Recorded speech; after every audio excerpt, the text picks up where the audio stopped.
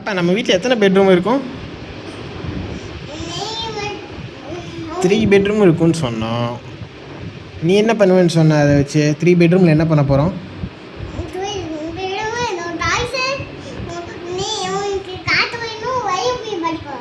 நீ எங்கே படுத்துக்குவே?